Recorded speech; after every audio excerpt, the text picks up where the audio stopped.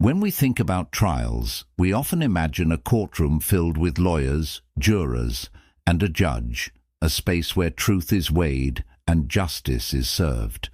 What we rarely consider, however, is the immense psychological toll that a long, drawn-out trial places on the defendant. Whether guilty or innocent, the experience of waiting for months, sometimes years, for a verdict can be life-altering.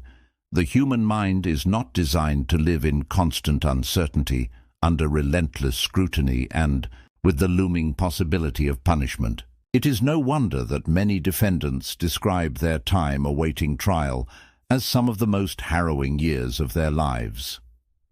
Why is this experience so psychologically punishing?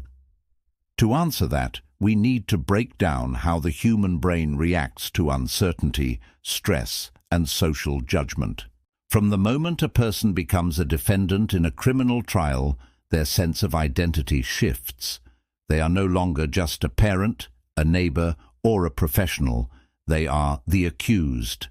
This label carries with it an avalanche of stigma, and even before evidence is weighed, many people in the community have already formed opinions. Long trials magnify this stigma. Every court date, every headline, every whisper adds weight to the defendant's psychological burden. Research in psychology shows that chronic stress without a clear endpoint, erodes mental health more profoundly than acute stress. The defendant doesn't just fear the verdict. They live in an extended state of not knowing. Imagine waking up every day with the same unanswered question: will my life as I know it be destroyed? This uncertainty triggers what psychologists call hypervigilance. Defendants may constantly scan their environment for signs of how the case is going. Did the judge look frustrated? Did the jury react to that testimony? Was that headline written in a negative tone? Hypervigilance consumes mental energy, leading to exhaustion, irritability, and difficulty focusing on daily life. Over time, this can develop into anxiety disorders, depression, and even physical illness, as the body's stress response remains switched on for months or years. Media coverage compounds the effect. Traditional news outlets often frame trials around conflict and controversy. Conflict attracts readers and viewers, and so the most sensational elements of a trial get the most airtime. But for the defendant, every negative headline feels like a blow to their reputation, another confirmation that the world sees them as guilty before the verdict is even read. Studies of media influence show that repeated negative coverage creates a halo effect, where audiences interpret everything about a defendant through a lens of suspicion. Social media takes this to another level. On platforms like Twitter, Facebook, and YouTube, narratives form quickly, and once established, they are hard to reverse. Influencers, bloggers, and independent commentators pick apart every piece of evidence, every courtroom exchange, often with strong opinions about guilt or innocence. Defendants know these narratives exist, and many follow them obsessively. But what does it do to a person's mind to see strangers debating their fate in public as though it were a sporting event?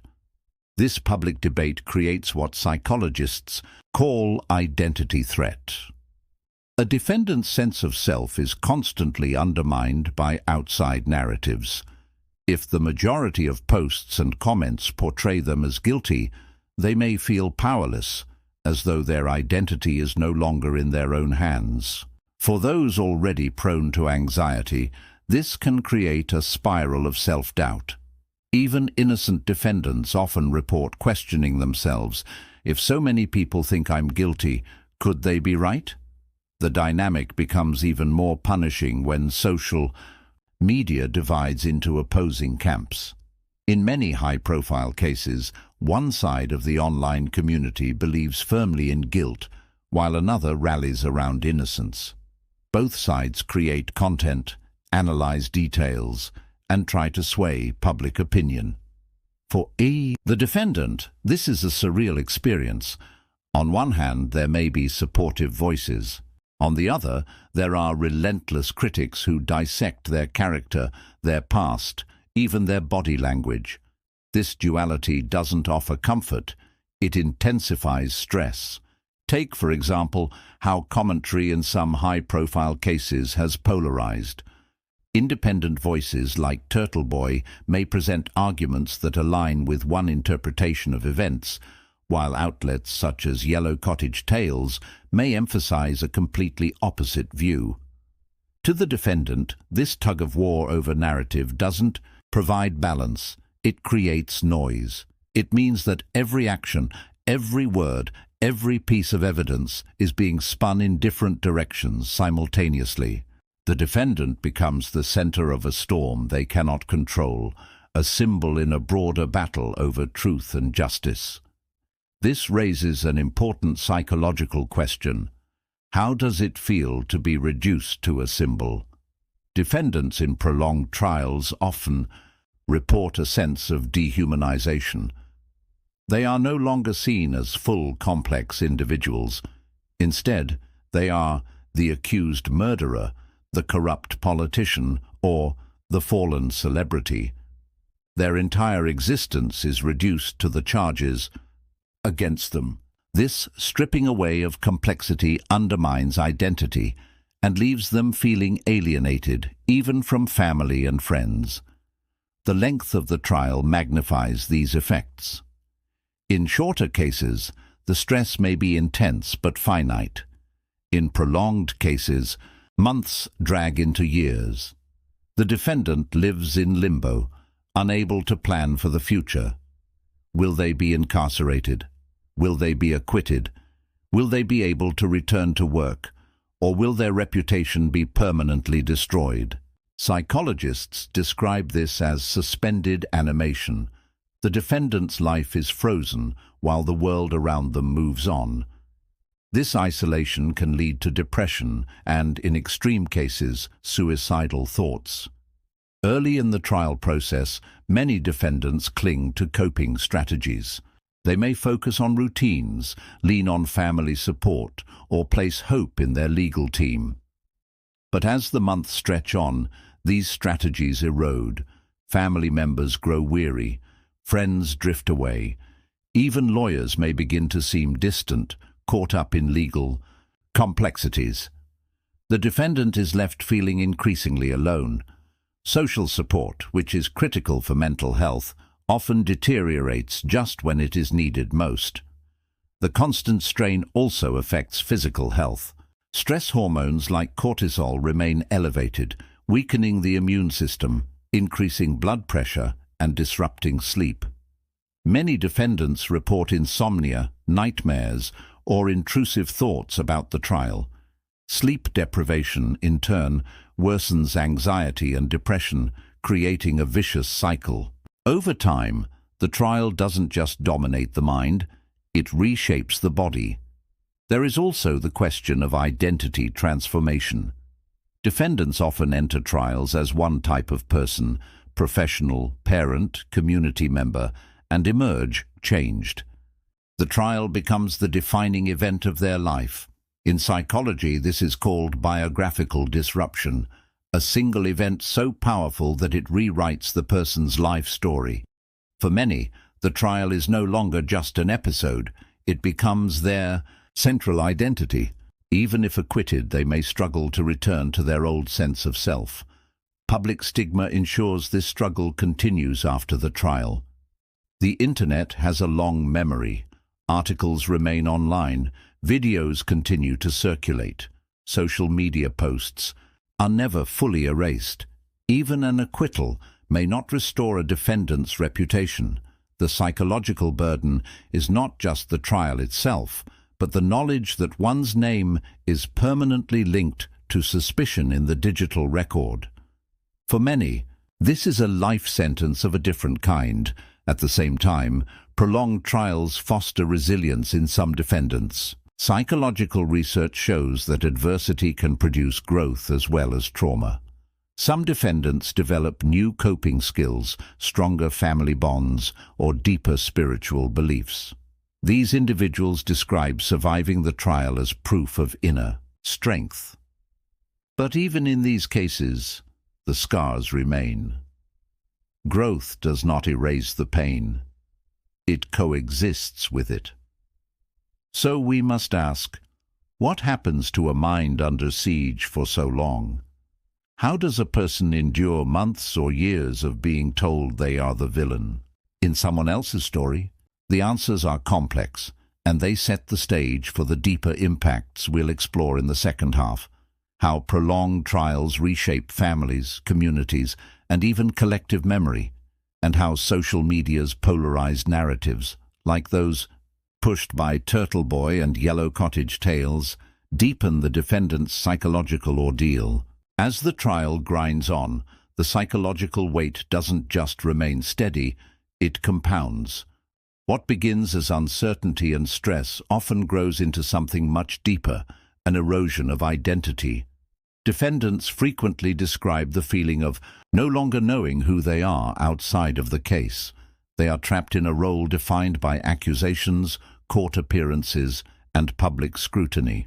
This erosion is not just about reputation, it reaches into the core of selfhood.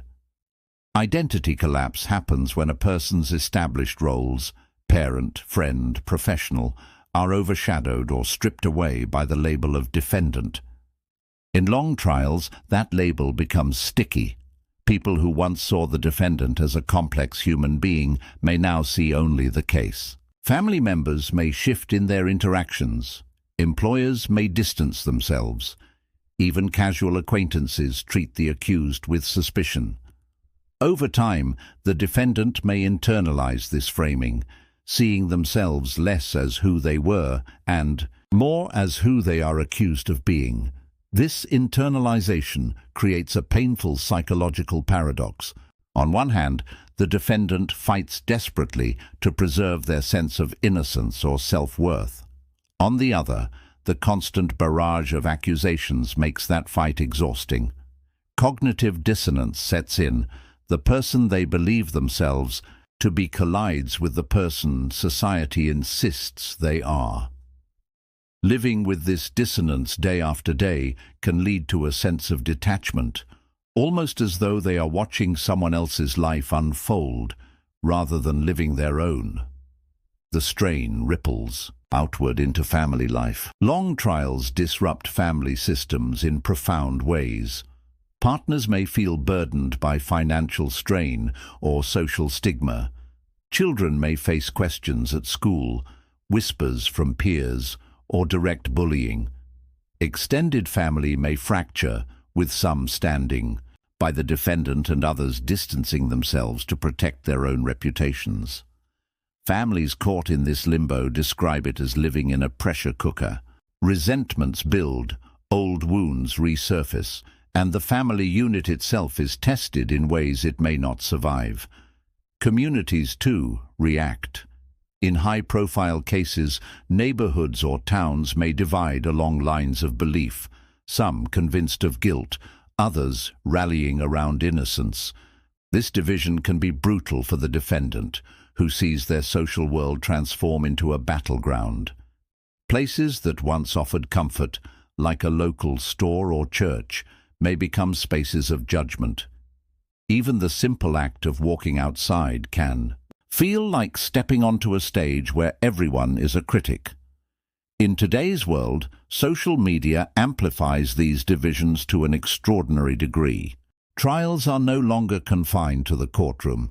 They are litigated simultaneously in digital spaces. Platforms like Facebook, YouTube, and Twitter become parallel courts of opinion, each with its own jurors delivering daily verdicts.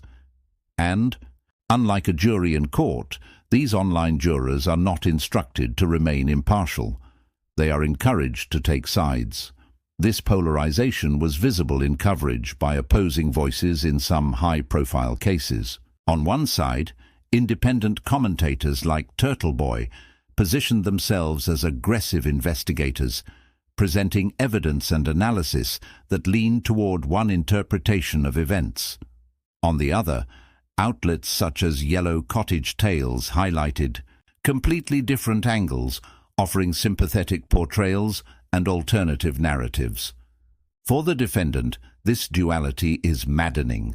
They are not only on trial in a court of law, they are on trial in two competing online storylines, each claiming to reveal the truth. What does this do to the human psyche? It intensifies fragmentation. The defendant sees themselves refracted through contradictory lenses, unable to control the narrative. To supporters, they are a victim of injustice. To critics, they are the embodiment of guilt. The defendant becomes both hero and villain, depending on who is speaking. This multiplicity of identities erodes any stable sense of self. Psychologically, this creates what is known as identity diffusion, a lack of cohesion in one's self-concept. The defendant may struggle to answer simple internal questions. Who am I? Am I the person I believe myself to be, or am I who others say I am? This diffusion increases vulnerability to depression, anxiety, and even dissociative symptoms. Some defendants describe feeling as if they no longer exist outside of the case. The endless nature of social media also denies closure. Even in the courtroom, trials eventually end with a verdict. Online, the conversation never ends. Articles remain archived, videos remain uploaded, comments continue to surface years later. For the defendant, this creates a sense of perpetual judgment. Even if acquitted, the internet ensures they remain associated with suspicion. This is sometimes referred to as the digital scarlet letter, a mark of accusation that never fades. The long trial also reshapes how defendants experience time. Psychologists describe the phenomenon of temporal distortion under chronic stress. Days feel endless, but months vanish in a blur. Defendants often report losing track of time, unable to remember what happened when. This distortion creates disorientation, adding to the sense of living in suspended animation. For some, the trial feels like life itself, with everything else receding into irrelevance. When verdict day finally arrives, the psychological impact can be overwhelming. Regardless of the outcome, the defendant has already endured a transformation. If found guilty, the weight of anticipation collapses into the reality of punishment. If acquitted, the relief is immense, but it is not total. The scars of the process remain, and the stigma often persists. Innocent or guilty, the defendant is never quite the same. The long-term consequences are significant. Many defendants experience symptoms of post-traumatic stress disorder, intrusive memories of court sessions, nightmares, avoidance of places or people connected to the trial. Some develop paranoia, fearing that they are still being watched or judged. Relationships may remain strained, financial devastation may linger, and career opportunities may never fully recover. Yet within this devastation, some find resilience. Psychology acknowledges post-traumatic growth, the idea that adversity, while painful, can also foster new strengths. Defendants who survive long trials sometimes emerge with deeper empathy, stronger faith, or renewed clarity about what matters in life. For some, the ordeal becomes a story of survival, proof that they endured the unendurable. But this growth does not erase the trauma. It sits alongside it, a dual legacy of pain and strength. What does all of this tell us about the human mind? It tells us that long trials are not just legal events. They are psychological crucibles.